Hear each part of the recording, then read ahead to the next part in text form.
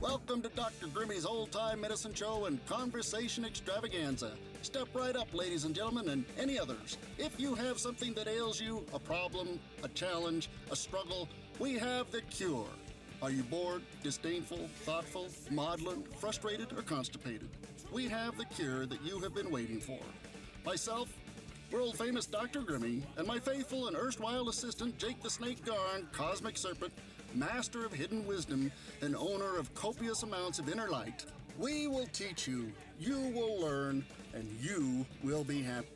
And so, my fine ladies and gentlemen, and others, please step right up. All you have to do is listen. We will sell you the right snake oil. It will cure what ails you, and if nothing ails you, it'll cure that too. We will teach you the secrets of the ages and the esotericness of esoteric. So enter with us now into the inner circle of sacred wisdom. Here you will find what you're looking for. Hello, welcome back. We're at the top of the hour. Give us a call, 801-254-1640. We're talking about lots of different things. The subject is the crystal skulls, which we're going to get back into a little bit. But we kind of drifted over into the Skull and Bones Society and conspiracy, a little bit of that and a little bit of this. But it was interesting. If you're, I have a Facebook page, K-Talk Utah, Dr. Grimmy's Old Time Medicine Show on Facebook. We can also, the station has a Facebook that you can look at and comment on the different things going on, and we always put out information that's good for the community, good for our listeners. So yeah, visit, click on something, let us know you're there. And again, on mine, I try to put out the topic I'm going to talk about, and you can ask me questions or send me suggestions and that sort of thing. If you tried to call and weren't able to get through, we are past the break. I can't really talk to you during the break. But give us a call, 801-254-1640. It's an interesting topic, this idea of symbology, because, the skull, these crystal skulls, I think because they are skulls and not crystal something else, crystal rabbits or something, that they have a little bit more power because of the symbolic energy, and I'm using that in a not in an occult way, but in just the fact that we as humans have, we give meaning and to different things, different symbols, and the more, the meaning, the greater the meaning, the more power that symbol has. And so a skull being a symbol of death, and death itself being kind of a really powerful thing, we're always kind of wondering what it's like on the other side and what it will be like for me. And all of our practice, spiritual and physical and otherwise, is kind of related to either how we're going to be doing after death or what people are going to think of us after we're dead. So the idea of the skull, these crystal skulls, I think get a little more oomph in their meaning because they are this symbology of death. And it's easier for us in that kind of mystical, undiscovered country that death is, to give more meaning to these crystal skulls than perhaps they should have. And we beat to death. We got all kinds of ideas of skulls out there. There's the story I bumped into of this prehistoric Neanderthal skull that had what appears to be a bullet hole in it. There's a Tibetan skull that is carved with lots of symbols of death. It's in a monastery there. It was given to an explorer or somebody who visited, or stolen by an explorer, more likely, but 300 years old. There's an interesting skull found in Venice, Italy, where a brick has been forced into the mouth of the skull, which would indicate that the individual had been accused of being a vampire because apparently the brick in the mouth is a counter-vampire sort of thing. And it may have been an individual who had been executed for witchcraft. Hard to say, but they found a skull with a brick. The idea being if you force a brick into the jaw, the vampire can't bite down. They found a 4,000-year-old skull in India in 2009 that, interestingly, had the oldest bacteria of leprosy. Evidence that the individual suffered from leprosy. It's the oldest skull, oldest bone that demonstrates that the individual suffered from leprosy. So there's a lot of, we just bump into skulls all the time. We have Halloween's coming up here in a couple of months. And we're going to start seeing a lot of skulls as a symbol of, the Halloween is a holiday where it's believed that the veil between the living and the dead gets really thin. And so images of the dead kind of show up rather consistently, and a skull, being that image as I've talked about, is going to show up a lot more. We'll see what happens. So let's get back to the banging on the drums about these crystal skulls. Again, if you have any questions, give us a call, 801-254-1640. If you have a crystal skull and you have a story about it, that maybe could be useful, let us know. I'm going to go into the history of the F.A. Mitchell Hedges skull, which is kind of the granddaddy of them all. There are 3 primary crystal skulls out there that have been generating this mythos that's kind of come up out of the human oral community as they tell stories between each other. And in this modern world where now we have the interwebs where we can communicate so quickly that we don't necessarily have, it's almost reverted back to an oral tradition in the sense that what I type is my oral presentation, and it gets grabbed and passed on, just like if I were sitting around the campfire telling the story, that people would grab onto the key words, the key phrases, and pass those things on.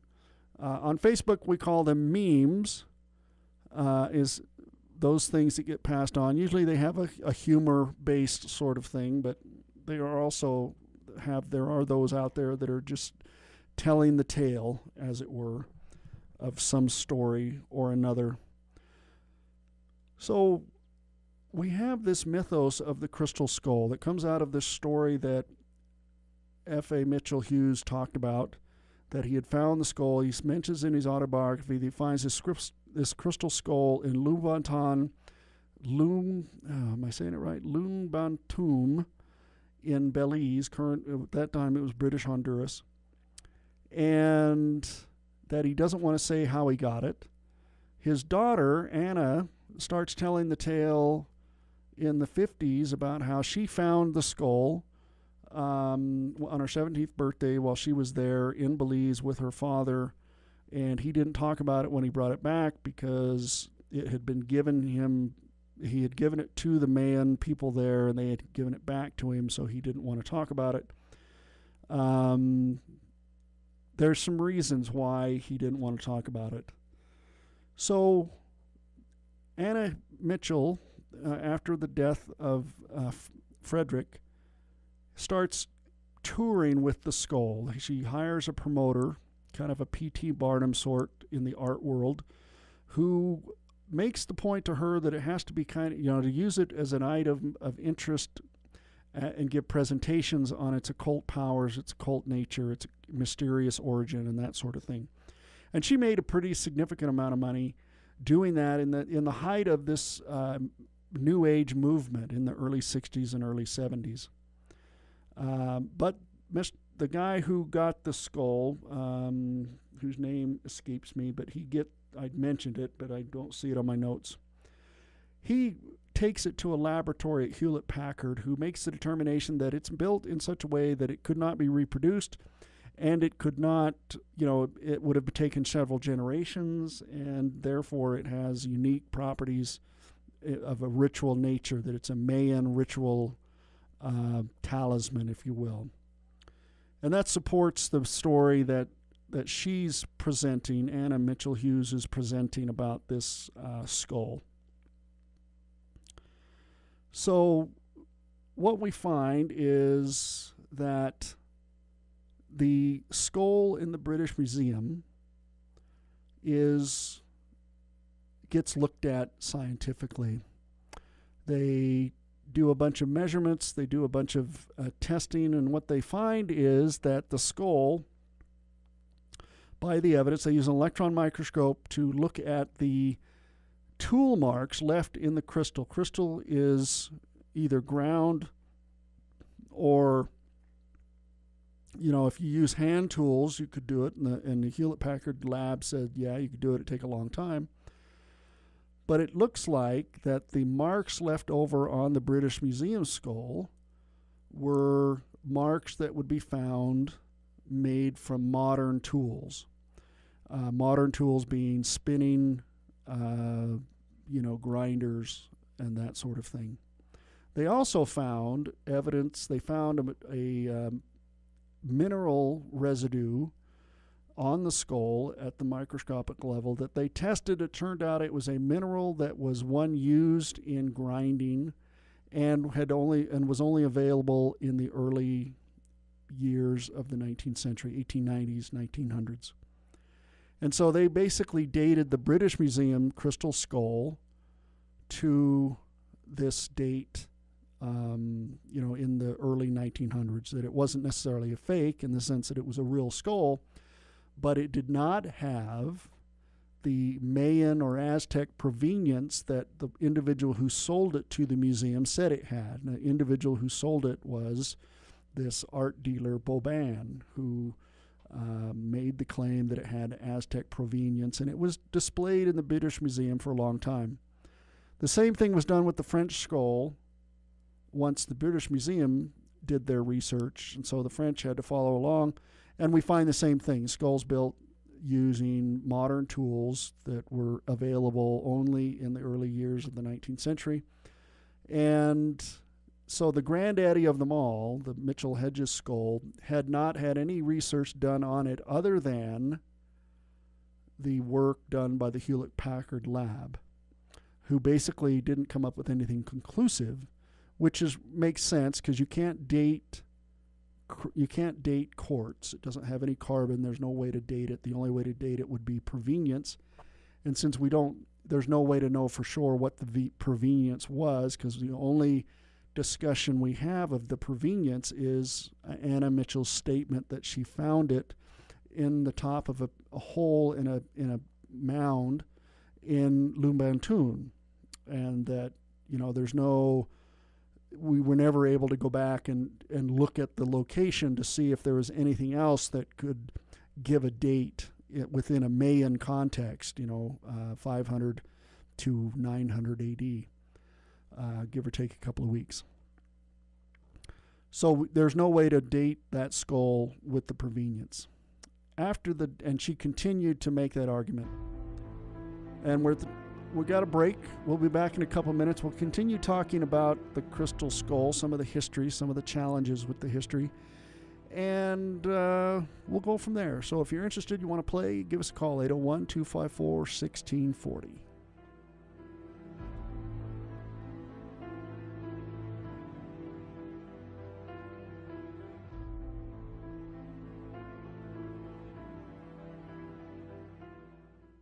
When the weather's hot outside, cool off with a splash of K-Talk Media, 1640 AM. Oh yeah, now that's refreshing. Hey Hey Dave, let's tune into the Simply Senior radio show on K-Talk this Saturday. It's at 2 p.m. and it actually sounds really interesting, and maybe we can learn something. I love you, Barb, but I think I'll pass. Besides, it sounds more like geezer radio. I bet it's all about soft foods and spray on hair. How old do you think I am? Okay, Dave, let me ask you in a different way. Do you want to listen to a radio show for people who are smarter, wiser, and have more life experiences than everyone else? Yes or no? On second thought, I'm in. If you want to join us for the Simply Senior radio show, tune into K-Talk at 1640 a.m. every Saturday from 2 to 3 p.m. See you there, Slugger. The Simply Senior radio show is a radio program for those people who are a little bit smarter, a little bit wiser, and have a ton more experience than anyone else.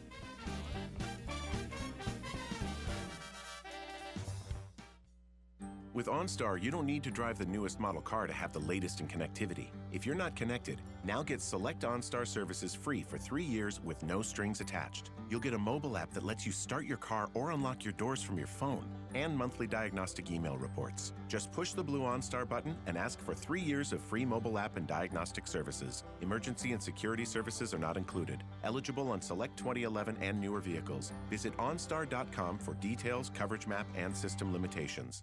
Attention all authors. Page Publishing is looking for authors. Have you written a book and want to get it published? Page Publishing will get your book into bookstores and for sale online at Amazon, Apple iTunes, and other outlets. They handle all aspects of the publishing process for you. Printing, cover art, publicity, copyright, and editing. Call 800-501-3689 now for your free author submission kit. That's 800-501-3689 for your free author submission kit. Again, 800-501-3689.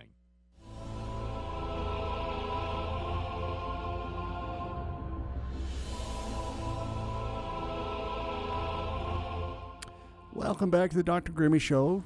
Tonight we've been talking about the crystal skulls and some of the history, some of the idea of what I guess I call it Christology, this mythos of what crystals can or can't do, and why the skull as a symbol is kind of important. How these crystal skulls have accrued this reputation of having occult powers, and now I'm banging on the history, the actual history of these crystal skulls. Now, Anna Mitchell, the F.A. Mitchell Hedges skull, found in Belize, according to Anna Mitchell, and according to her father, Fred Mitchell Hedges. But he doesn't tell why or how, and he doesn't mention it until his autobiography in 1954 was the first time he had mentioned the skull at all. So there's three main skulls. We have the skull in the British Museum that was sold to them by a guy by the name of Mr. Boban. He also sold a skull to the Paris Museum of Man. And so the granddaddy, the one that has the biggest reputation, if you will, is the F.A. Mitchell Hedges skull. And it gets studied in 1970, but in a very kind of broad way. And there are no, the level of technology they're able to bring to bear doesn't give them much information. In 1996, a crystal skull is dropped off at the front door of the Smithsonian Museum, and an expert in Mayan archaeology gets a hold of it and decides to do some research on it to see if they can develop any provenience, because it doesn't have any provenience. And provenience is a description of the time and place that an artifact is found. So whenever you buy something from an antique dealer or that sort of thing, you want to know the provenience. That's the word. So they don't have any provenience for this crystal skull that shows up on the door. However, they did know that they had the British Museum skull. And since they can't do any carbon dating, they had a Mayan goblet that had provenience. They knew where it had been excavated. And they were able to date the excavation to the Mayan period, not because they were able to date the crystal itself, but they were able to associate the crystal goblet with other things that they were able to date. And so they had provenience for this crystal goblet, and they could argue that the technology used to manufacture this crystal goblet would have been the same technology that the Mayans would have used to manufacture the crystal skull. So they looked at this goblet under an electron microscope. They took some molds of a product that's able to get microscopic readings of what the material is, and they look at those, what's left over with the electron microscope, and what they determine is they can tell that the goblet itself is made with hand tools, and it's over a long period of time, and it's very rough looking and very obvious that we're dealing with a low technology manufacturer. They do the same thing to the British Museum skull, and they actually can tell that a diamond head cutting tool was used in the manufacture of the museum of the skull in the British Museum, and they're able to also do the same thing to this skull that was dropped off to the Smithsonian, and they were able to determine that the manufacturing technique, the technology used to manufacture the British Museum skull and the Smithsonian skull that had been dropped off by a collector, that turns out was also related to this collector Boban, that these skulls were manufactured in the early part of the 19th century, probably in Europe, using modern tools. So the only skull we have that in that trifecta that had not at that time been researched was the Mitchell Hedges skull. In 2007, when Anna Mitchell Hedges passed away, the caretaker, the guy who inherited the skull, her husband, an individual by Mr. Homan, I believe is his name, he takes it to the museum, and his goal to taking it to the Smithsonian Museum is to see if he can get it dated and create some provenience for it, because he's a believer, and he wants to be able to have a scientific aura of going out with the skull and still making his occult claims. And what they determine, now they have two skulls where they know, and they have this goblet, so they can compare the tool marks on the crystal skull, and they do the same thing with the F.A. Mitchell Hedges skull in 1996. They looked at the marks left with the crystal goblet, compared it to the marks on the F.A. Mitchell Hedges skull, and the straight lines. It was rotating power tools that made that skull. The use of a diamond head cutting tools. None of the three major skulls that were made of crystal were Mayan, or were they Aztec, and that's the other throwdown, is that there is no archaeology to support. We haven't found, archaeologists have not found any other crystal skulls in any Mayan excavation. They found lots of skull art, lots of art of Mayan individuals, but they do not see skulls used in that way as an artistic or a ritualistic tool. Now, in 1970, the crystal guys at Hewlett-Packard argued that this skull could not have been manufactured unless if it had been manufactured using Mayan technology, it would have taken a long time. They couldn't date it. And so one of the claims that they made is that this skull could not be reproduced. Now, National Geographic did put that claim to the test. They went to Beijing, China, which is the belly button of crystal skull manufacturer in the world. They make over 7,000 of these crystal skulls a year, 20 or 30 per day, and it's the like I said, it's where people go to buy crystal skulls.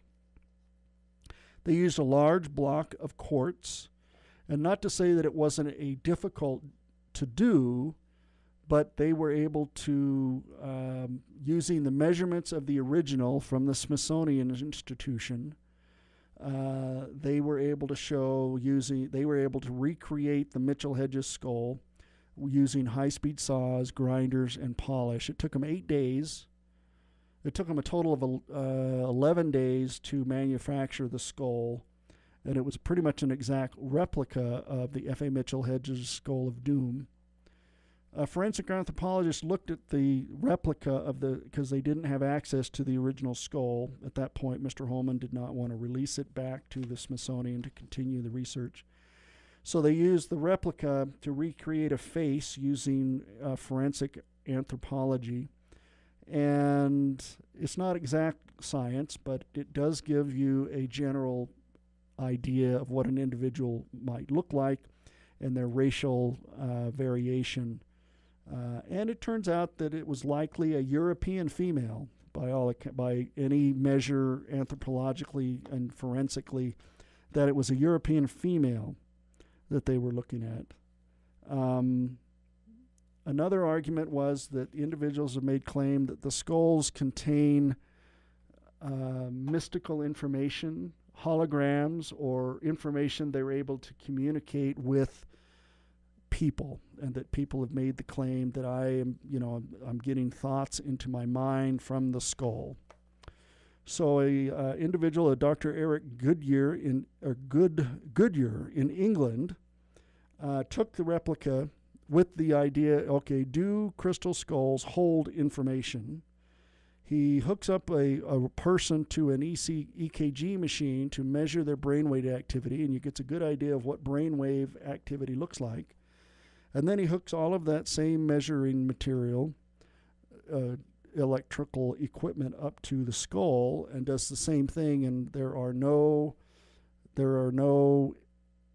brainwave energies in the crystal skull. In fact, the sensors attached to the skull are sensitive enough to even pick up signals that are even less, even less able to look up in a brain than what you would normally see. And it appears that the crystal skull is a flat line, that there's no activity inside the skull.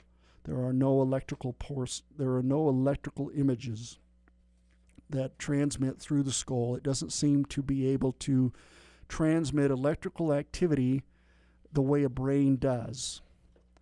Another test was that individuals claimed to be able to see holographic images in the Mitchell Hedges skull.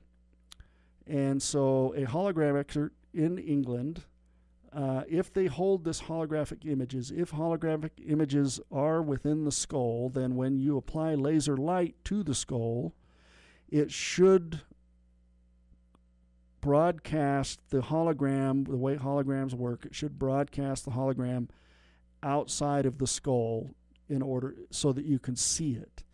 And there is, other than diffracted laser light, there were no holograms within the crystal skull. We don't find any skull figures in Mayan archaeology. There are no Mayan equivalent to crystal skulls.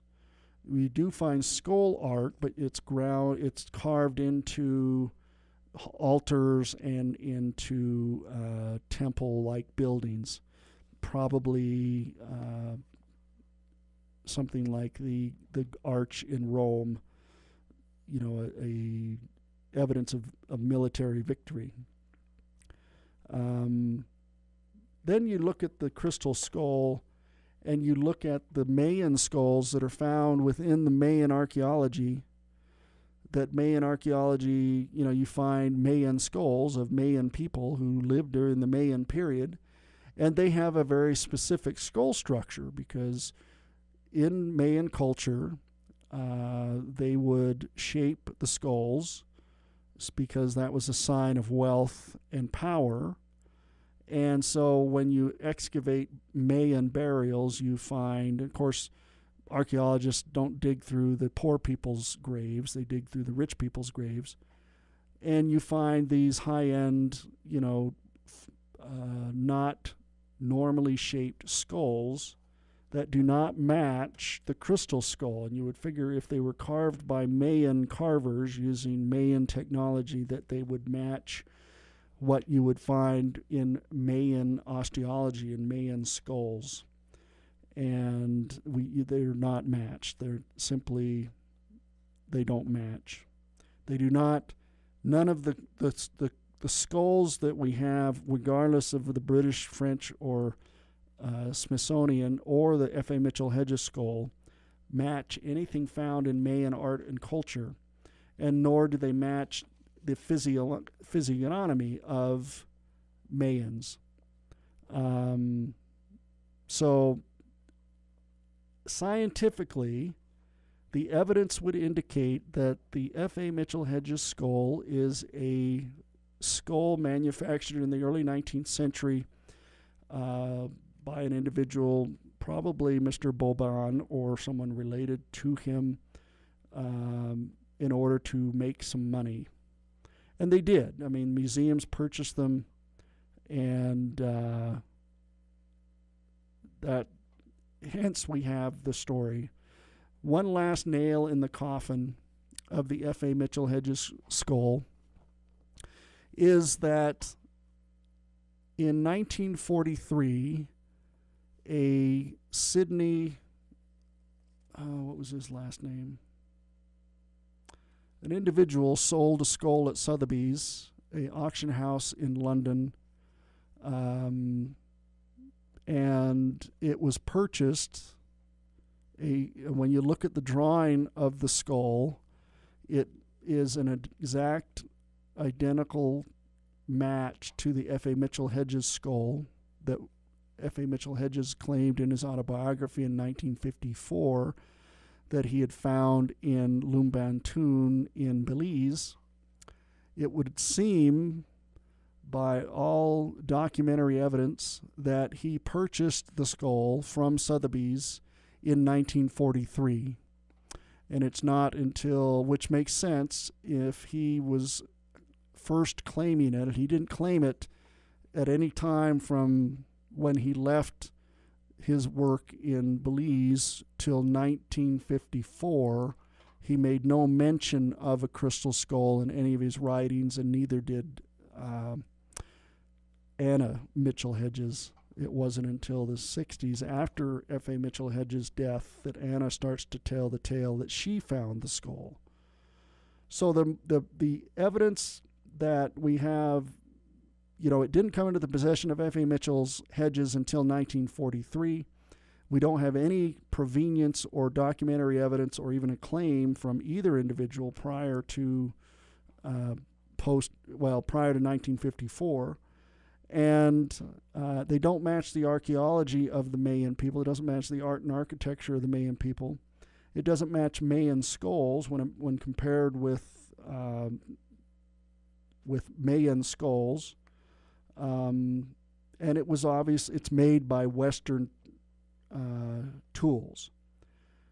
So the skulls, the crystal skulls, the three big ones, the trifecta, the British Museum skull, the Smithsonian skull, and the F.A. Mitchell Hedges skull, were manufactured in the early part of the century. They were not manufactured they may have been manufactured in South America, but they were manufactured with modern tool-making processes and not Mayan mystical stuff. So with that said, perhaps we could put to bed some of the other occult claims that go along with the F.A. Mitchell Hedges skull.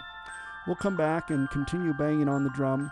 If you want to give us a call, 801-254-1640. Prove me wrong. I'll be back on the other side.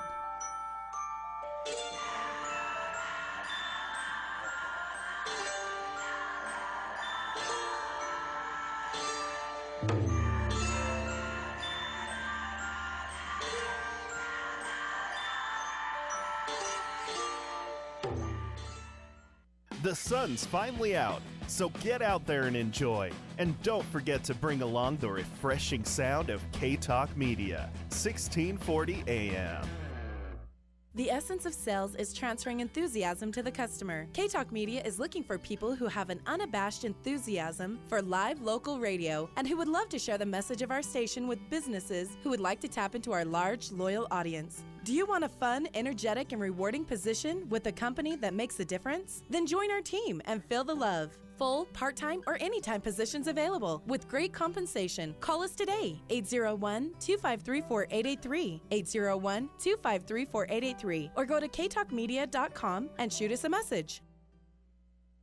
What would you do with extra money every month? Pay off your debt, save for retirement, travel, or upgrade your lifestyle? If you're ready to see your paychecks do more for you, start budgeting with Every Dollar. Every Dollar is a free budget app that is helping people find money they didn't know they had. People are saving thousands. If piles of paper and complicated spreadsheets come to mind when you think about budgeting, you're not alone. Thankfully, Every Dollar has taken the headache out of budgeting and made it something people actually enjoy. In less than 10 minutes, you can create your first budget. No calculator or spreadsheet needed. Even better, with the Every Dollar mobile app, your budget is always with you, making it easy to update your budget and track your spending while on the go. It's your money and your life. Get more out of both with an Every Dollar budget. Create your free budget today at everydollar.com. That's everydollar.com. There are certain things in life that are just going to happen. You are going to get a flat tire on the way to the airport. If you have an important phone call to make, your cell phone battery will be dead. And last but not least, you are going to get older. If you want to age the right way, pick up a copy of the Simply Senior magazine. It has all kinds of information that will make your journey better and offer solutions to those issues that come with getting a little more experienced at life. That's Simply Senior, available at most pharmacies, your community senior center, or online at simplyseniorsnews.com.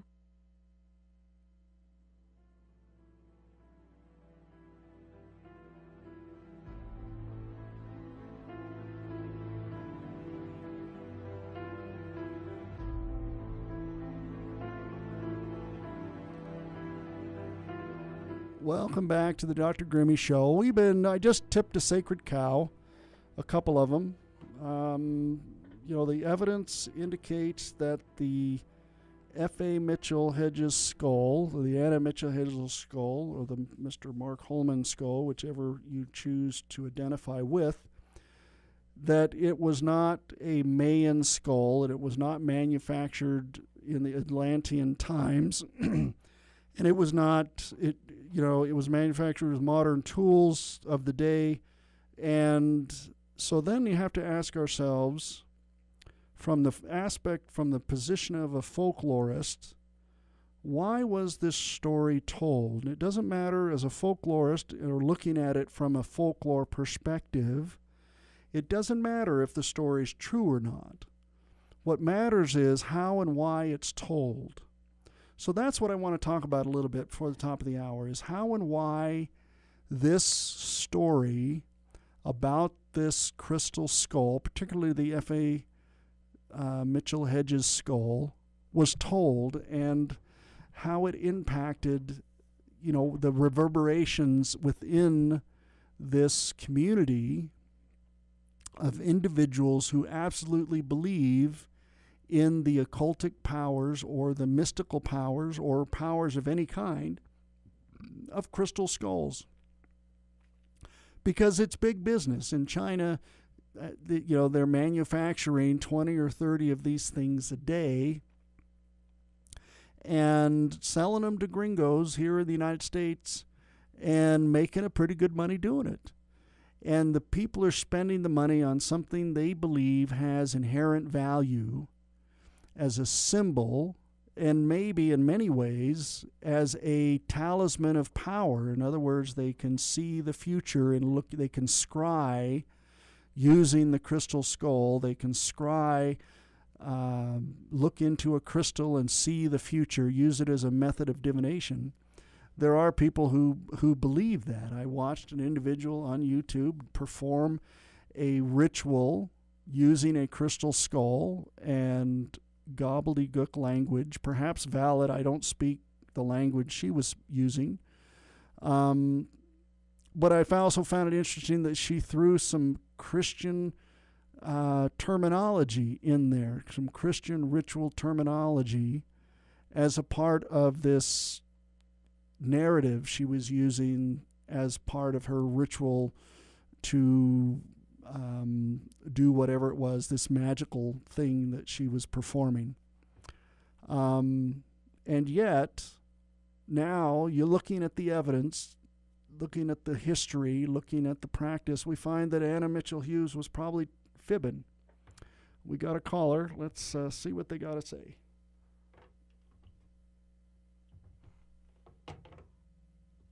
How are you, caller? Welcome to the show. Hi there. Thanks for the show. Yep. So you talking about crystal skulls. Did you ever see a movie called Mystery Men? Is that, I don't know if it was the one about where she had the bowling ball. Yes. Yeah, I did see that one. Okay. And I don't know if she had any type of belief in the ball, and maybe that was connected to why she was using it with the skull inside. It was her father's skull. Right. Now that was kind of it's fun you brought that up, because that's exactly kind of the thinking that's going on here, from what I've seen, is that it's the imagery that matters, not anything else. Yeah, well, I don't have much other insight than that. What? So do you? Okay, well, let's step back. Do you have a rabbit's foot or something similar that you have in your life? I have probably a decoration. I've got a little snow. It's a crystal snowman with it lights up. I would say that's probably my special thing that I have. It's a Christmas decoration. Okay. And it lights up.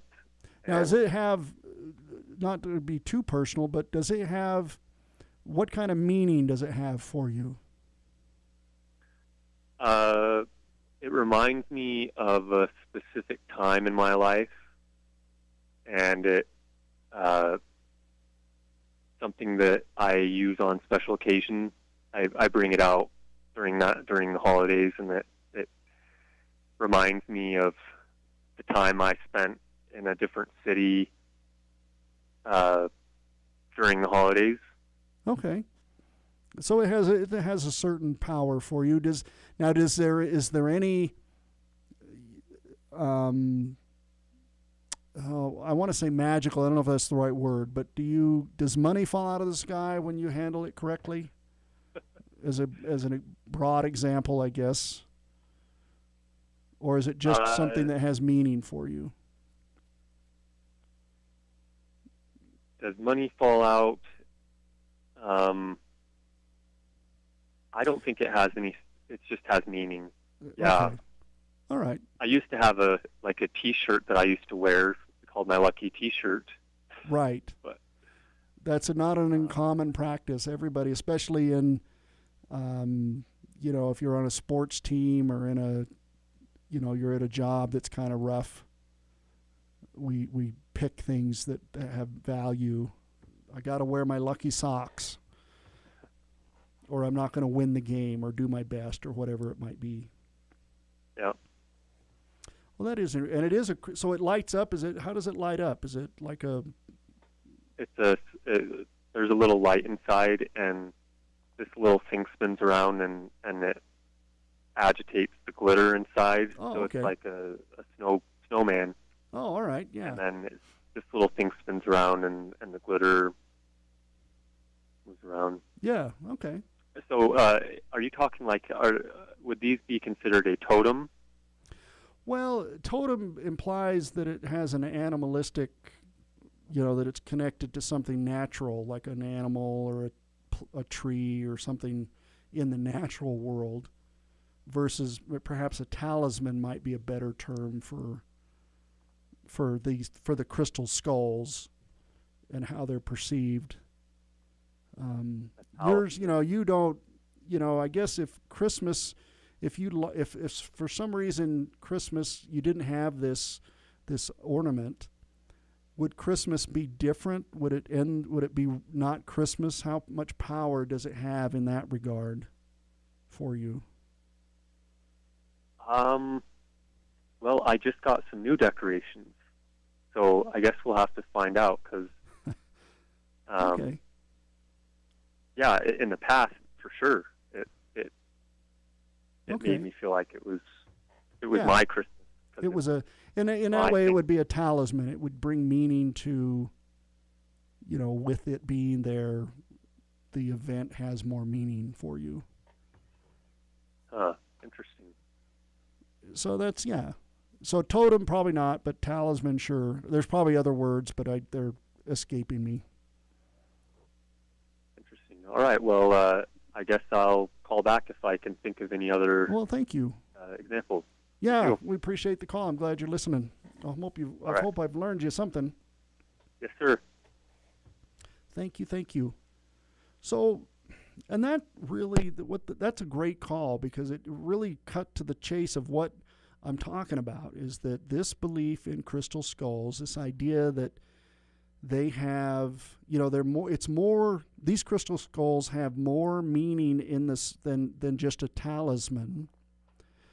They are, you could call them totems in the sense that they are, a skull is a very natural sort of thing, though it's the skulls themselves don't connect to anything particularly natural. It's not, that there was some claims that the skulls were representations of Mayan high priests, but the evidence would put that to bed, that they were not of Mayan manufacturer or a part of Mayan, that's probably the better word, Mayan culture.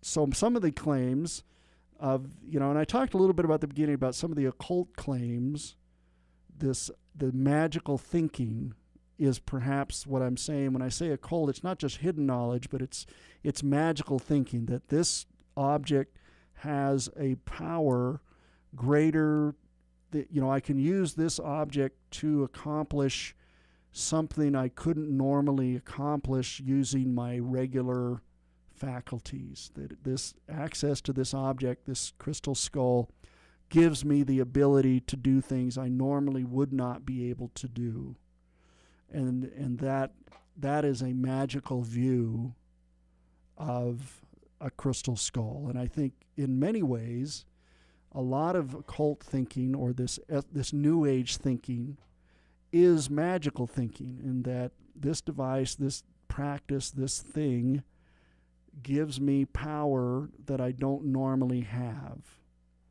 Now, it's magical thinking in that there's no connection, there's no explainable, physical, demonstrable, testable connection between the object and the expected result.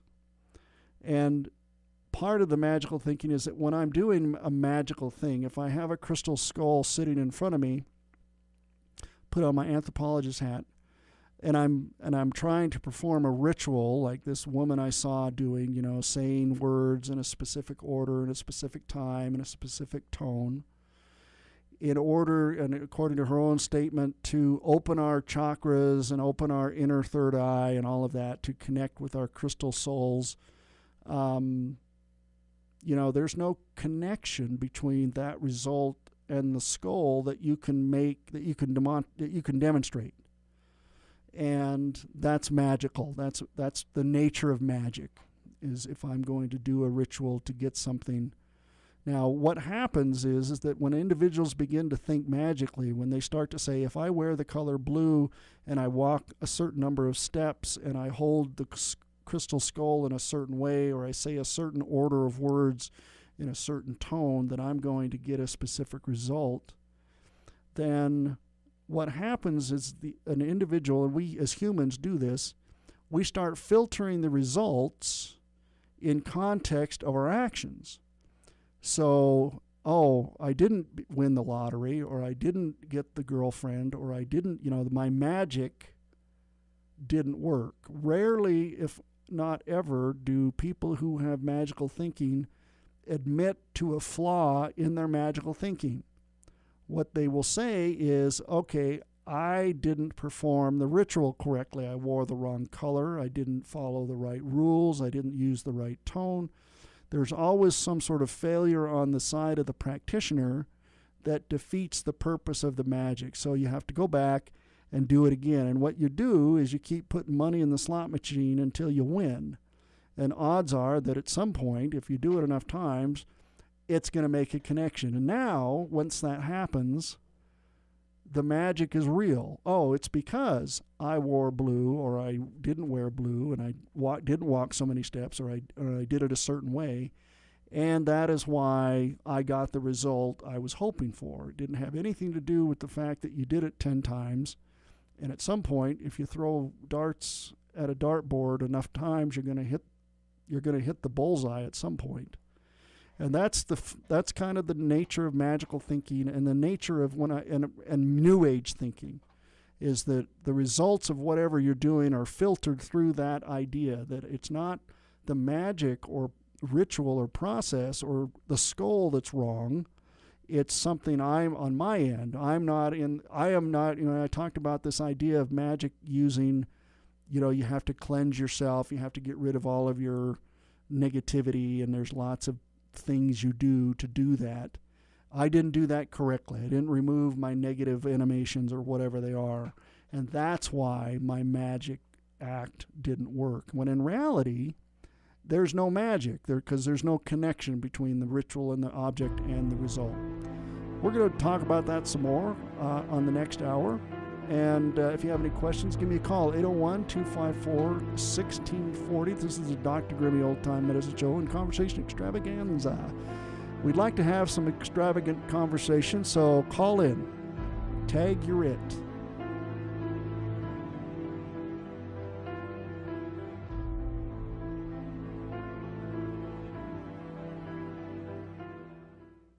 Whether it's for weight loss, blood sugar control, or just overall health, millions of people have been helped by low-carb diets, also known as ketogenic diets. But for most people, it's hard to get the right balance of protein and nutrition needed to succeed, especially when on the go. That's why Youngevity created Keto FX bars and shakes. They work together as a low-carb, high-protein team to help you thrive on your low-carb diet. When you grab a Keto FX shake, you get 21 grams of high-quality whey protein with 0 net carbs. Our Keto FX bar gives you 18 grams of protein with only 1 gram of net carbs. And we didn't sacrifice flavor over function. Delicious and filling. Every Keto FX serving also gives you metabolism-enhancing nutrients, plus the essential vitamins and minerals you need to succeed on your low-carb diet. And it's all built on a whole food blend that's crafted from dozens of fruits and vegetables. Go to ktalkmedia.com and click on Health for more information, or call 888-204-3304. When you're hiring, you want qualified candidates fast, and it can be hard to know where to find them. More than 3 million businesses use Indeed.com, the world's #1 job site. Whether you need entry-level or highly skilled employees, Indeed helps you find great talent and make the right hire. Indeed is offering new users a $50 credit to give their first job post premium visibility as a sponsored job. Redeem this offer at Indeed.com/promo. That's Indeed.com/promo. Terms, conditions, and quality standards apply.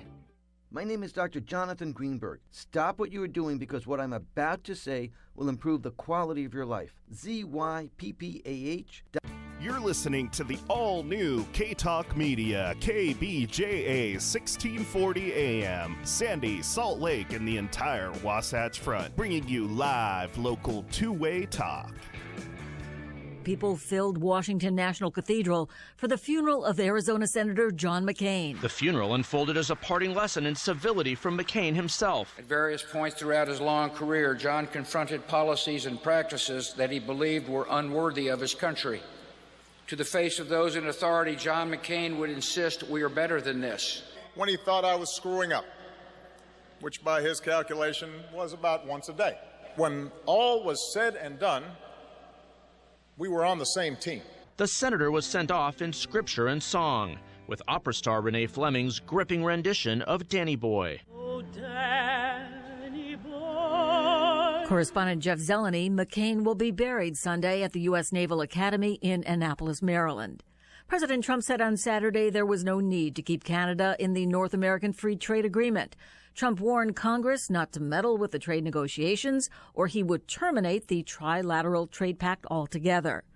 A lawsuit has been filed by Missouri's Attorney General against the Duck Boat Company that owns the vessel that sank and killed 17 people in July. Details from correspondent Bill Michaels. Missouri Attorney General Josh Hawley alleges in a lawsuit filed late last week that the Florida-based Ripley Entertainment violated state law meant to protect consumers from fraudulent business practices. The lawsuit claims the captain was ordered to complete the lake portion of the trip to avoid refunds to passengers, and the captain did not tell passengers to wear life jackets as the storm got worse. A man has been arrested for vandalizing a New York City firehouse and several ambulances with swastikas and hateful language. City fire marshals arrested 42-year-old Jem Ibrahimov on Saturday after he allegedly returned to the scene of the crime. I'm Barbara Cusack. Hey there, I'm a glue stick, so I have one job. I glue kid stuff. So sorry for being jealous of Geico, who does a ton more, like give you 24/7 access to thousands of licensed agents. And Geico has been around for over 75 years and has a 97% customer satisfaction rating. While I've just got mediocre adhesive skills, Geico also has an award-winning mobile app. Uh-oh, arts and crafts time.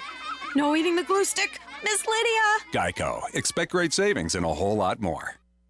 The Westwood One Podcast Network, The Daily Wire's Ben Shapiro Show. How should you use liberty? You should use liberty to cultivate your own virtue, to cultivate reason, to cultivate good argumentation. Liberty does mean that you get to do what you want so long as you're not hurting another. You get to wave your fist around. That to me is the basic definition of liberty. That, of course, is not my definition. That's John Stuart Mill's definition of liberty. The Ben Shapiro Show. Download and subscribe at Apple Podcasts, Google Play, and the Westwood One Podcast app. Free from the Westwood One Podcast Network. A soon-to-open marijuana museum on Las Vegas's famed Fremont Street will feature the world's largest bong. The Cannabis Cannabis Museum opening this month will be home to a 24-foot, 800-pound bong named Bongzilla, and the founder of the museum said Bongzilla is hittable and may be used for smoking if Nevada's laws are amended to allow marijuana use in public areas. I'm Mike Cremidas. The longtime drummer for country music star George Strait has been killed in a car wreck outside of Nashville. The Tennessean reports Michael A. Kennedy had been the drummer for Strait's Ace in the Hole band for nearly 30 years. The paper quoted Strait's production manager Paul Rogers as saying, "The heartbeat of our band is gone." Fighting Irish of Notre Dame prevailed over the Michigan Wolverines 24-17. It was their first face-off since 2014. I'm Barbara Cusack.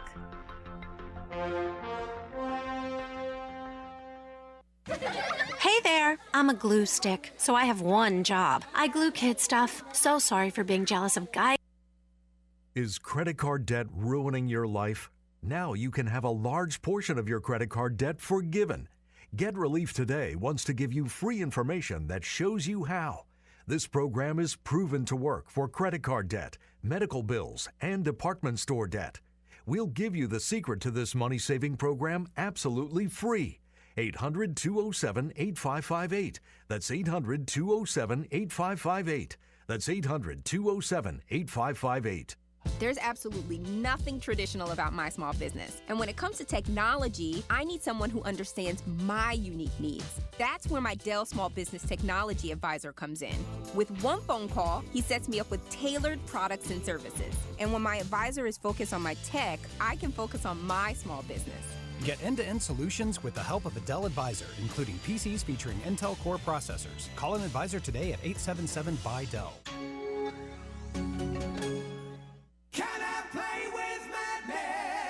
Welcome to Dr. Grimmy's Old-Time Medicine Show and Conversation Extravaganza. Step right up, ladies and gentlemen, and any others. If you have something that ails you, a problem, a challenge, a struggle, we have the cure.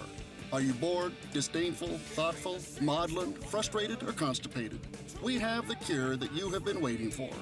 Myself, world-famous Dr. Grimmy, and my faithful and erstwhile assistant, Jake the Snake Garn, Cosmic Serpent, master of hidden wisdom, and owner of copious amounts of inner light.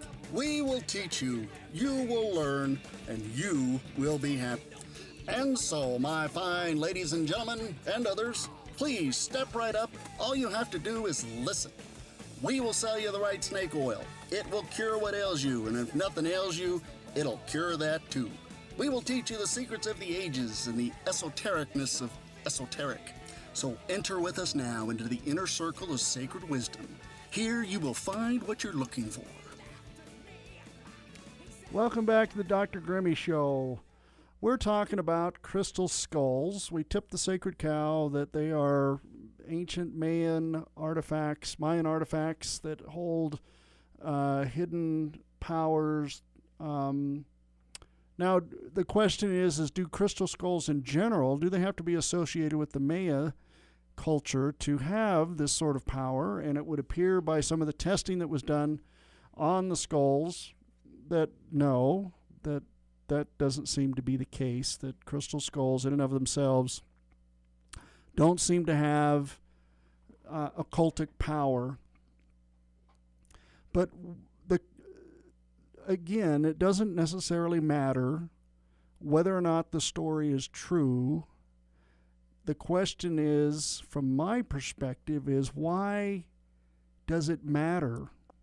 Why does it matter that these objects, these crystal skulls, have the power that is, why does it matter if they have this power? Why do they need to have this power? Maybe is a better question for those who believe that it, as I talked about in the early part of the show, some of these occultic powers that they seem to have, that you could see the future, or you could die if you laughed at it, or you could get messages from the skull that would relate to you.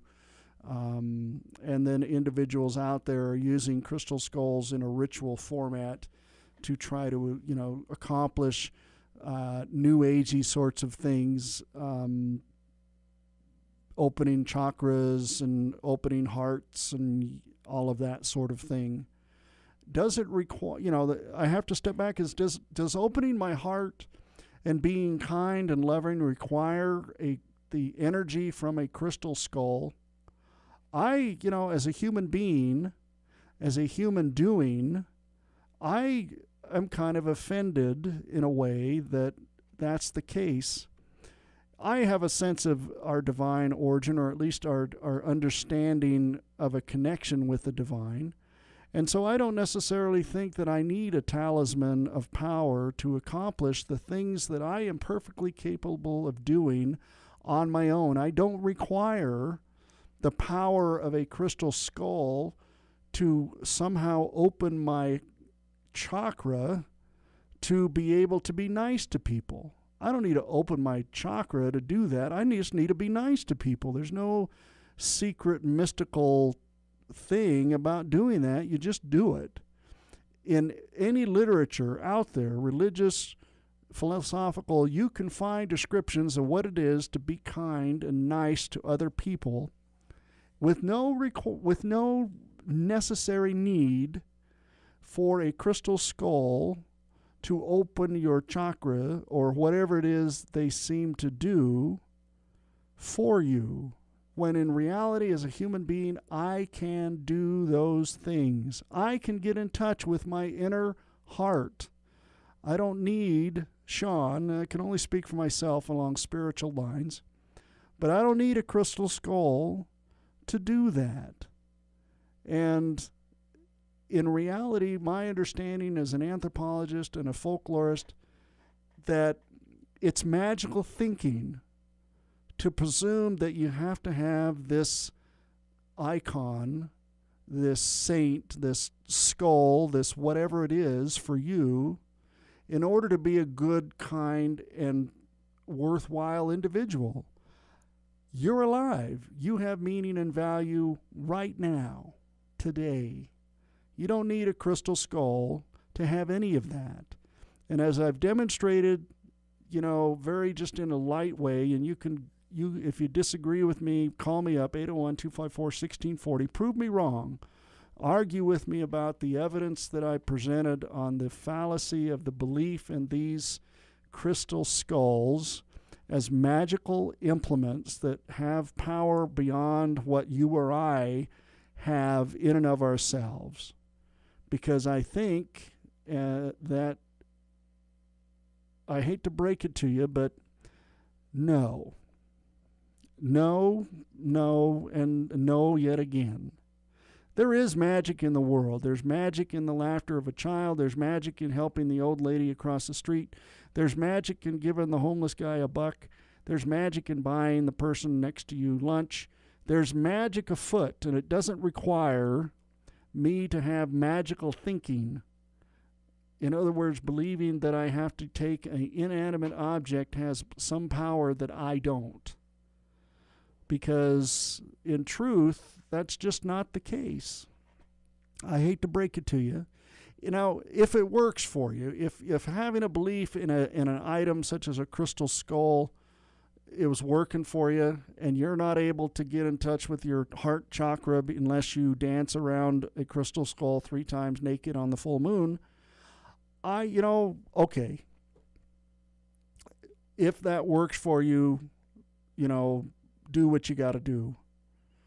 Because I do believe that this belief, the idea of power outside of ourselves, the idea, what I would call the connection with the divine, is something that each individual has to come to terms with on their own. I can't do it for you. I can't go to you with a crystal skull and wrap my hands around it and open your chakras or whatever it is.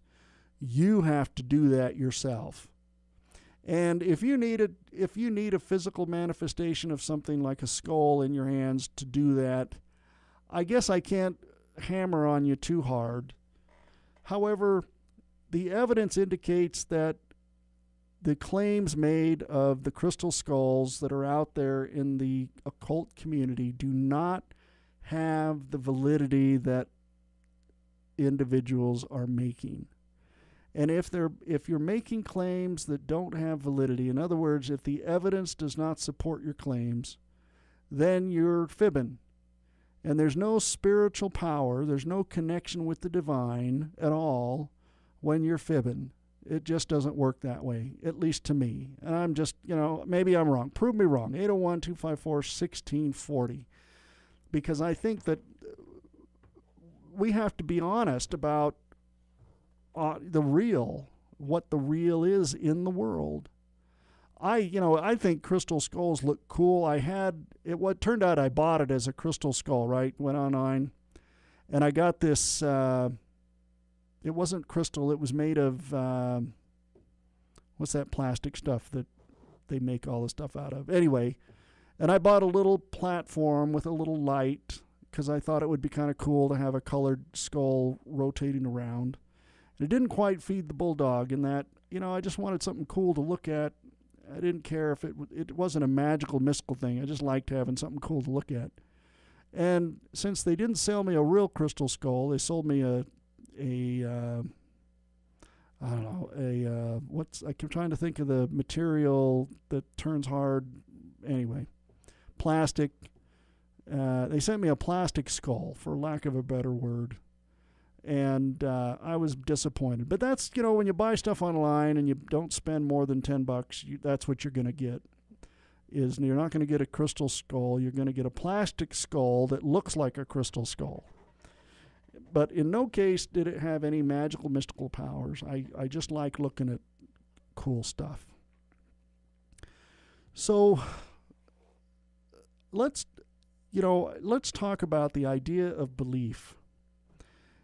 The one caller talked about this snowman ornament that had powerful meaning for him, that it brought back memories. It had a connection. He had a connection with this object that brought him a connection to places and people he no longer saw.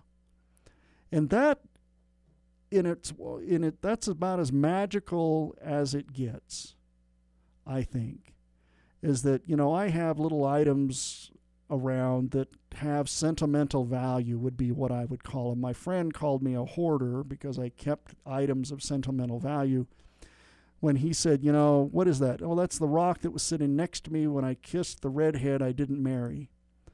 And, you know, I kept it as a focus for my memory. And he's like, are you ever going to see her again? No. She's married, the whole thing. Then throw it away. And I was like, you are just crazy. How can I do that? But it was true. In reality, I didn't need that connection anymore. In reality, I didn't need, you know, it certainly worked, but it didn't really have the same power it did initially. So I can get rid of the stuff, and that's the idea of magical thinking, that if I had magical thinking, then maybe I would not have been able to get rid of stuff like that I would have hoarded it. You know, hoarding is a challenge. You know, they kind of, you know, they have a show about it where they kind of, it's basically voyeurism. I'm not sure I agree with that idea that we're going to watch people be miserable. I don't know if that's a healthy thing for human beings to do to other human beings. Just my own thought on it. I mean, I'm not a big fan of the reality TV world because I think it is just voyeurism. You know, I'm allowed to peek into their window and watch their misery or their whatever it is. And I certainly wouldn't want anybody doing that to me. Don't watch me walking around in a towel, reality TV. So I'm not a big fan. I'm not sure why we've kind of gotten into that sort of thinking that it's okay. We just, you know, the world, and I don't like to talk politics, but I will a little bit, just in the sense that it fundamentally goes down to what is internal to each individual and what they believe. And if we believe things based on how we feel, in other words, if I feel like a crystal skull is going to allow me to open a chakra and then get the job I'm hoping for, that's magical thinking. Because you get the job because you showed up and brushed your teeth and took a shower and wore clothes to the interview. It's not going to have anything to do with the crystal skull. Now, you know, just like the individual who had this ornament, it had power for him. So maybe having a talisman in your hand that gives you a sense of focus, maybe that could be helpful. But don't think of it as any more than that. It's certainly not a magical item. I'm just, that kind of stuff just isn't out there. There is magic in the world, but it's not what we think it is. It's something much more. And maybe we'll talk about that a little bit. What is this magic I'm trying to explain? And I'm having a hard time because usually it is difficult to explain spiritual truths or spiritual understandings or internal. Maybe the spiritual's the wrong word, but if I'm trying to explain internal understandings, my own internal understanding to somebody else, I'll have I can have a hard time doing that. But we're going to give it a try. We're going to bang on that a little bit. I'm going to try to talk about that because I think it matters. I think this whole idea of what I've been talking about with crystal skulls is a reflection on how we are looking at the world, and I think there's some flaws in that process. And it's just me. And again, I don't want to, I want to beat everybody up, but I'm trying not to. I think that it's important that we really talk about how we determine what truth is and how we apply it in our lives. And we're going to talk about that some more after the break. If you want to join the conversation, give us a call, 801-254-1640. This is K-Talk Media, the Dr. Grimmy Old Time Medicine Show and Conversation Extravaganza. Need some conversation, so give me a call. Tag, you're it.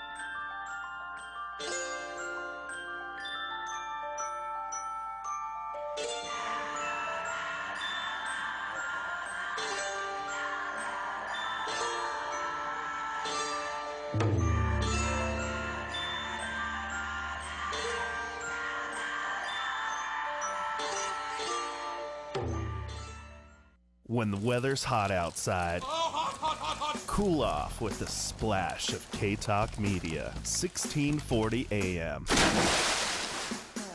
Oh yeah, now that's refreshing.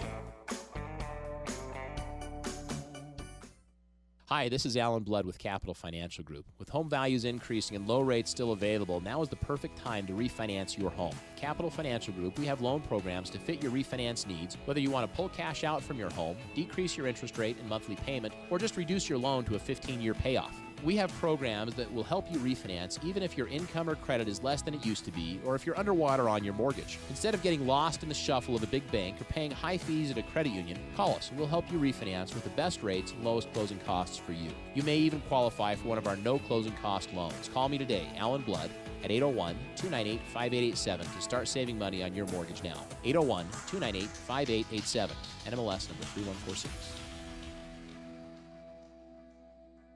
The essence of sales is transferring enthusiasm to the customer. K-Talk Media is looking for people who have an unabashed enthusiasm for live local radio and who would love to share the message of our station with businesses who would like to tap into our large, loyal audience. Do you want a fun, energetic, and rewarding position with a company that makes a difference? Then join our team and feel the love. Full, part-time, or anytime positions available with great compensation. Call us today, 801-253-4883, 801-253-4883, or go to ktalkmedia.com and shoot us a message.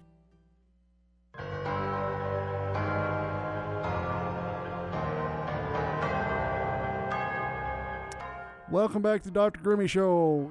We've got a caller. Let's bring him on. We'll push that button and then that button and see what happens. Hey, caller, are you there?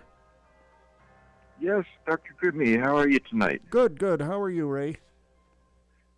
Oh, wow. You remember my voice? I'm remembered. I'm trying to be a good host. I'm really impressed. Wow. Okay, interesting subject tonight. Let's see, where would I start with this?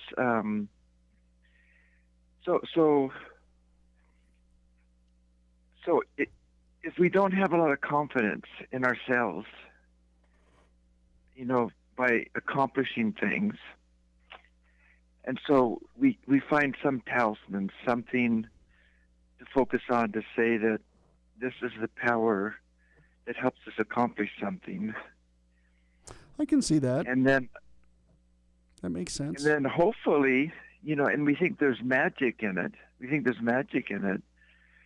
Well, hopefully we get to the point where we realize that actually we did it ourselves, so we are the magic. Wouldn't you say?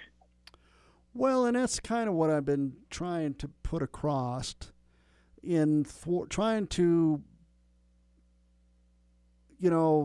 I'm not saying that you have to be an absolute hard scientist and say that everything you do or believe has to be based on absolute physical evidence. But I would say that it certainly helps. And if you're going to have a belief that's not based on absolute physical evidence, then you have to recognize that that's a belief that's yours, internal to you, because without evidence you really shouldn't be trying to convince other people of that. If that makes sense, I don't know. Yeah, because if you tell other people, and if it's not true, then the magic will go away, or if they don't believe it, the magic will go away. But if they believe it, then they may, start accomplishing things themselves and not realize that, that they're accomplishing it themselves. They just needed a focal point to act, to move forward. You could go up to somebody, Ray, and say, hey, that was great. You did a great job. You were successful. And the person would look at you and absolutely not believe a word you were saying. As far as giving them a compliment, saying you did a great job? They would look at you like you were crazy. They would not. Didn't believe people do not believe good things about, as a general rule, people either believe good things about themselves far too much or they don't believe them at all. There's very little balance. Because you would think if they didn't believe, in themselves or even enough to receive a compliment, if they didn't know that they accomplished something and they weren't willing to receive a compliment on something they've accomplished, or they did receive a compliment, because they can see that they did accomplish something and just say thank you. Well, that's really all you really need to say is thank you. Now, you're a truck driver, right? Wow, you really have a good memory. Now, I'm one impressed. of the things that truck drivers do is they'll put a little bell on their truck somewhere. Have you done Really anything like interesting. that? I haven't heard about that. There is a lot of wide variety at truck stops of tourist trinkets, and I've seen different little animals, bells, spoons, different items from different states, but I've never known a truck driver to have a bell. Do you know why they would have it's it? the idea that the bell rings as you're going down the road and it chases the bad angels, the bad demons away from your truck so that you don't have problems on the road. Interesting.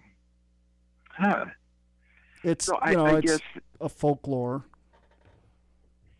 Do you have anything in your, do you have any rabbit's feet or anything like that you have in your world? No.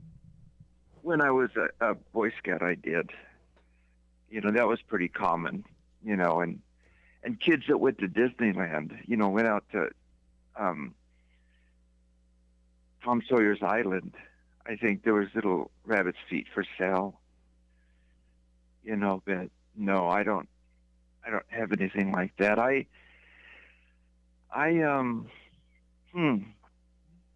If I was to think about myself personally, the strength in my life is my religion. But before I was religious, 40 years ago, I was just living life, experiencing life. As far as, I guess I've had a lot of skills and I've had a lot of confidence in myself. So I don't really know if I needed anything to accomplish anything. Like when I graduated from high school with industrial arts major, I guess if I needed to accomplish anything, I would just get the tools and read the instructions and do it myself. I guess I have confidence in myself to accomplish something. So as a religious person, because, and here's an interesting, and I don't take this the wrong way, but anthropologists see religion as a form of magical practice because you do certain behaviors to achieve certain results, and there's no connection between the two. Well, sure. Like if you start out with a crystal skull or a rabbit's foot or something, and you're doing things, you're obviously trying to seek some kind of a power, bring a power into your life. And right. If you ever get to the point where you realize that power is coming from you, you're the power. It's not the skull. Right. And you just had to have enough confidence to keep moving forward, and so when people go through life and they're seeking higher powers and higher powers and higher powers, it's just like an Alcoholics Anonymous, I can't even say it. Anyway, I took some of my sleeping herbs to relax me. So, and I did start driving at 4:00 this morning. So it's been a long day. It's been a long day. Yeah, I'm going to go to sleep after our conversation. I guess the question is, what do you have anything in your life that has more meaning, like that, like the gentleman who talked about the ornament, the Christmas ornament, that it was because of its... My wife, every year my wife brings out Christmas ornaments that mean something to her, friends and occasions, and puts them on the tree, and has pictures of our kids and things on them. And,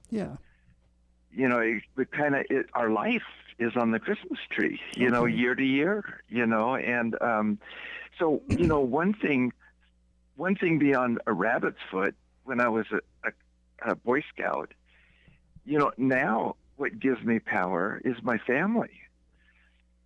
I'm out there working for my family. I do the things around the house. Almost everything I do is focused, between my religion and my family, so I guess in one sense you could say my family is my crystal ball. This is where my focus of why I do things. And okay, that's an interesting perception. Yeah. It's certainly not a magical view of the world. I'm not hearing any magical thinking from what you're saying. I've been trying to get you to say something magical, but you haven't. Well, we're kind of working that way because, like I was saying, Alcoholics Anonymous, there are 12 steps. Somewhere in there, I was told that you're supposed to, when people hit rock bottom, they've thought themselves as a god, and they've been failure after failure after failure, and they've just given up on life and themselves. Was my understanding, Alcohol Anonymous, here I go again. Anyway, they say find a higher power, and then, keep trying to find higher and higher powers, to where we get our strength from.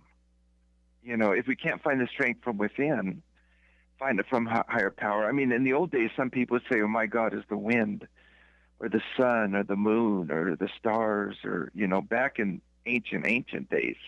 Right.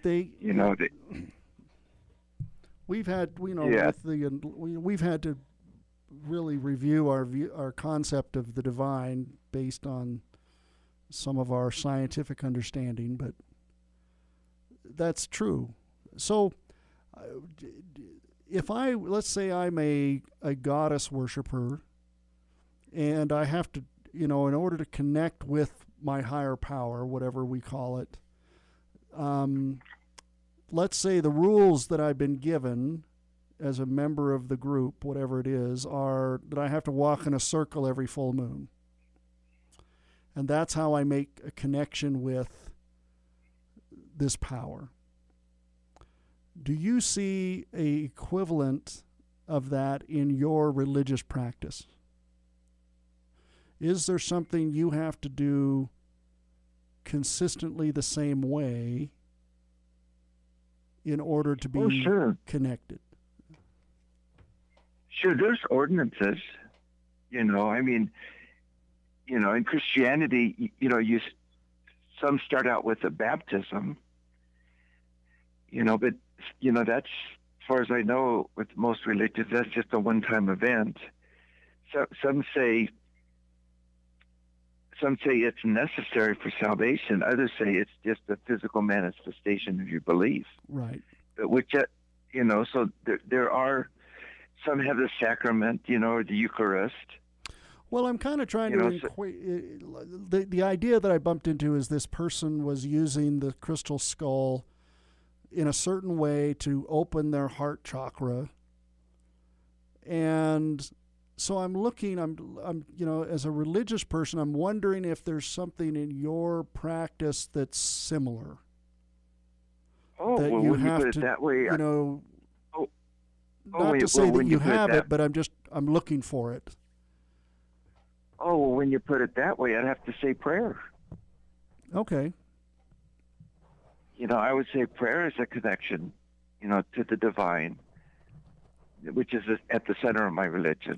Now, how rigid are the rules of prayer in your faith? Is up to people individually. Do you have to only do it at a certain time of day? Only, you know, say the certain things? How rigid are the rules? The Muslims do it a certain time of day, right? You know, and then some people do it. Some people pray when they wake up in the morning. Some when they go to bed. Some over meals. You know, some when they're with the family or in meetings. Sometimes they'll have a prayer to open a meeting or close it, especially if it's a worship meeting. Right. You know, and of course, when you say to be nice, you know, I mean, of course, Jesus Christ, you know, when you compare him with the Old Testament, an eye for an eye and a tooth for a tooth, you compare Jesus Christ with, you know, the law of love, the higher love, charity, you know, to give of yourself. Okay. You know, I mean, like the Greeks have, you know, eros, philia, and agape. So you have the self-love, and then the brotherly and sisterly love, and then the selfless love. You know, and in marriage we learn selfless love. I mean, you know, the old Judeo-Christian or now, you know, values. The values, you know, sex was after marriage, and then in our society, you know, a lot of it's come where, especially out of Hollywood, sex is before marriage. Sometimes it's not even sacred. It's not even personal. It's just makes me feel good. But then when you get married and you have children and you become a creator or a procreator to create life with another person, then in one way you're relating to the divine. You know, when you're being a procreator, you think more of the life around you, and is there a creator? Or did we come from a monkey? You know, to relate. You came do from I a relate common to the ancestor. monkey? Let's get it right. Well, to yeah, get it right, Ray. were, it's a common ancestor. Well, which common ancestor would you pick? I think I'm the poking monkey fun is at you. Sure. The monkey's a focal point. I mean, we could say, you know, instead of a monkey, we could say a glob of glue, you know, or a spark of lightning, or a one-cell bacteria, or maybe I came from an amoeba. I mean, evolution, you could pick out anything. You know, I think picking out the monkey's fair. So I guess could you, let me ask it this way with my anthropology hat on. Could you pray incorrectly? Well, in the scriptures and different religious practices, they say that there are some ways that are more powerful than other ways. And some ways where you get more results than other ways. Some ways where you're connected to the divine. They say some help, and you know, but that you know, a lot of people, I don't know if you've noticed in some religions, they say, you know, it's interesting. I was doing this, and I had a prompting, and then I decided to do something contrary to what I was doing, and more towards the directing of my prompting. And so you wonder, these promptings, what are they about? Are they the Holy Ghost? These promptings people get. And the promptings, you know, it's interesting when people talk about their promptings and how these promptings led them to do something good or protected them from something that was bad. Hey, we're on a break. You want to stand over? Sure. Okay. Hey, this is the Dr. Grimmy Show, 801-254-1640. We're kind of gotten deep, and we'll stay there on the deep end on the other side of the break.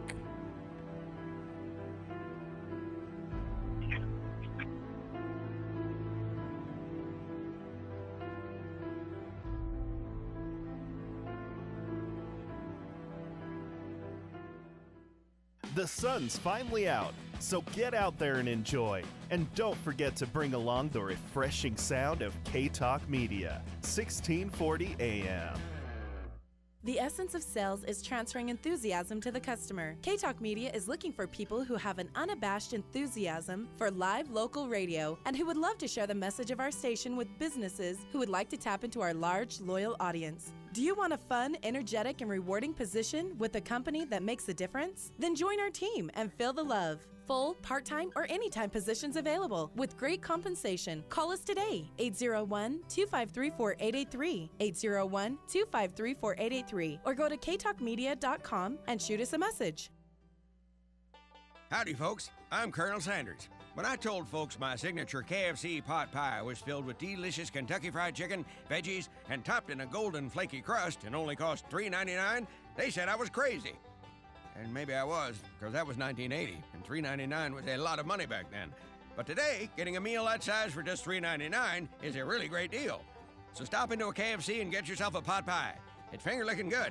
At participating KFCs for a limited time. Prices may vary. Tax extra. I just saved hundreds of dollars by switching to Geico. I feel like I'm on top of the world. Disclaimer, you will not be transported to the top of the world. In the unlikely event you find yourself at the Arctic Circle, seek shelter from the elements immediately to avoid frostbite and or hypothermia. Geico will not be responsible if you find yourself in a cave or crevasse with a lonely abominable snowman, who in all likelihood will force you to play games including but not limited to Go Fish, charades, Chinese checkers, or his personal favorite, Red Rover, send Yeti on over. Geico is not liable for any damages, either physical is not liable for any damages, either physical is not liable for any damages, either physical is not liable for any damages, either physical is not liable for any damages, either physical is not liable for any damages, either physical is not liable for any damages, either physical is not liable for any damages, either physical is not liable for any damages, either physical is not liable for any damages, either